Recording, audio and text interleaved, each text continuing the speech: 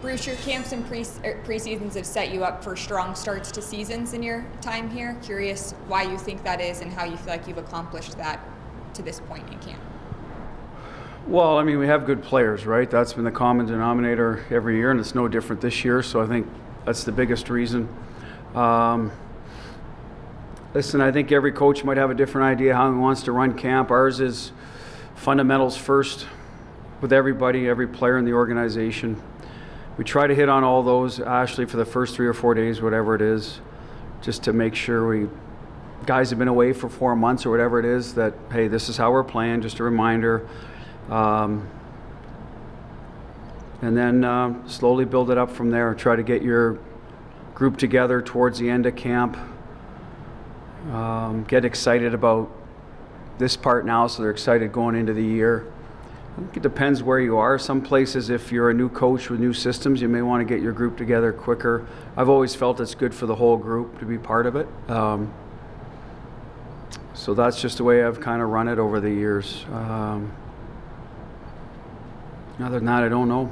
Just as I said, we've built up, I think, the right way. We put the focus on what our kind of strengths are going to be, our identity, which for me has always been checking and D-zone coverage and then attack. So we try to build that through camp as well in that order. And here we are. So tonight's the last kind of test for next Wednesday, and it's our whole group, so that's not by surprise either. That's by design. You're hoping to have as much as you can that's healthy. And that's who we'll have. Pav won't play tonight. He was practicing, but Lauzon will. So it's about as strong as it's going to look like next week, assuming Pav's ready, and we'll know that on Wednesday. In the meantime, it looked like you're getting one more look at Alexander Holtz based on skate. What can he do to leave his final good impression? Well, I think he's had a good camp, and if you want to leave the lines and now look at them, then that is Pav's spot. It's Hurdle and Saad. So, we looked at Ronnie and Reinhardt, their left wingers. Could they, certainly have been good as well, but let's put Holtzy back in there. It's kind of where he's if he's going to play in the NHL, he's going to be a top 9. He's not going to be a fourth line kind of aggressive, physical forechecking guy. He's got a forecheck with his feet and his hockey IQ, but that's where we'd need him to play if he was going to play for us. So we'll put him back in there, and hopefully he keeps building on what he's done so far. He's looked stronger on the puck. He's been willing to attack inside and get to the good ice for scoring chances. So that's something we hope he continues to do. Is there a part of you, Bruce, you said you get a pretty full lineup tonight with the exception of Dorofia. Are you curious to see how you've gone through camp, you've added some significant pieces, how this is going to Yeah, we do, but I also recognize it's still preseason. And, I've seen some of it, I don't know what's, where's the opponent's mindset? So to over-evaluate one game, you don't want to do that. But to answer your question, yes, I think we all want to see what it's going to look like. But we're going to forget about it by Monday when we get back to work, type of thing. And but I hope it's another step forward. I thought against Colorado we got better the second half of the game, had a really good third period. So let's build off that and look like we're supposed to look like as close to possible. But again, we do have a veteran team, and I know that there are guys in there getting themselves ready as individuals, and that there's a reason why it's preseason. Some of these guys have been around, know it's a long year, so they're kind of managing themselves too in game.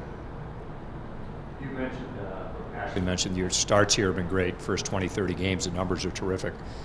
As a staff, do you focus specifically on that in seasons past? Because you put a lot of points in the bank early, I guess. Is that a specific I believe, and my message to the guys, and it's been since I've been in this league, is it's hard to play catch up in the standings.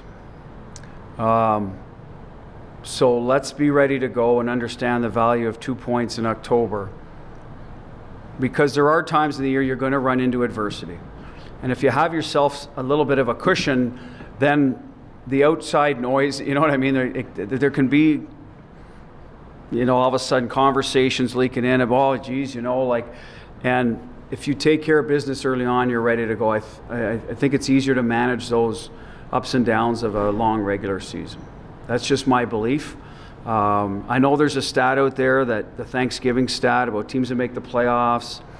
If you're not in a playoff position, you're whatever percentage it is, and so that's fact. It doesn't mean you can't fall off if you have a good start or catch up. I just find it gets to you mentally. It can be stressful mentally if you're, getting into March thinking, oh, geez, we're 4 point, whatever. You start talking like that instead of talking about where your game needs to go to be good in April, May, and June, right? So that's what I believe. So we try to emphasize early on, the magnitude of, being out in front a little bit. Bruce, I know you've only seen it maybe a handful of times in games, but even in practice, what have you thought of Shea Theodore on the right circle on the power play and just how he's kind of in that new role?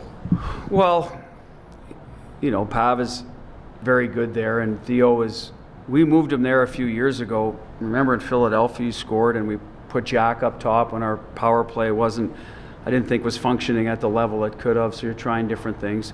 He can shoot the puck from there. He's got a great one-timer, so that is the one thing that you will have. His entry position is a little different. He's got more speed coming through the neutral zone. Mitch is dropping in this scenario, so that's a change. I think the change would be handling a puck over there, but if you've watched Theo 5-on-5, he moves very well laterally at the top. That's why he's always been good in the power play, and he can move down the wall as well. So I think the guy's a good passer, no matter where he is, and he'll adjust if that's where he ends up making plays through to Jack or to the net or up top from there. So that'll be the difference, handling pucks under pressure. You're not used to that as a defenseman, usually on the half wall. So we'll see how it goes. He's going to play that spot tonight. Hopefully we get some opportunities and see what it looks like.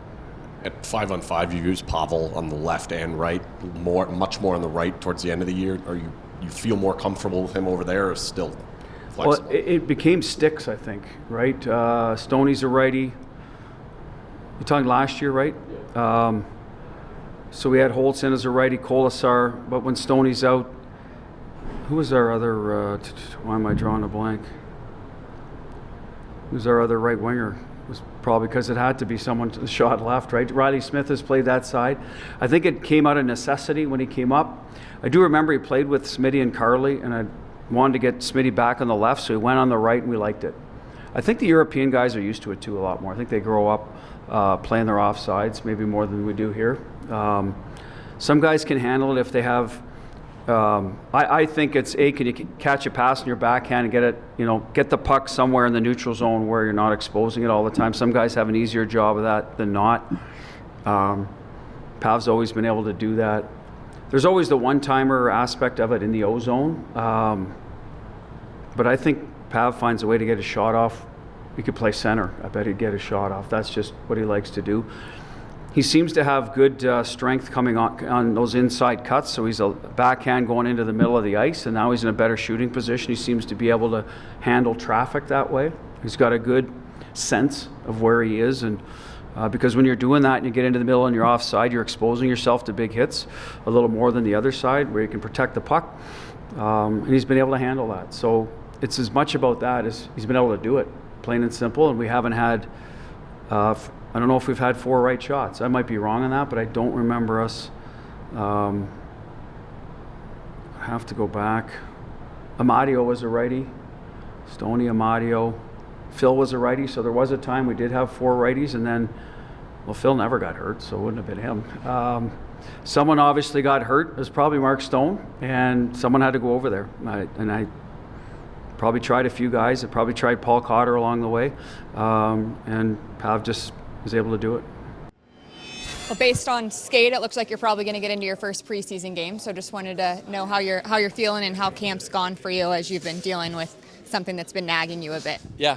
Obviously, it's good to get the first one before the season start.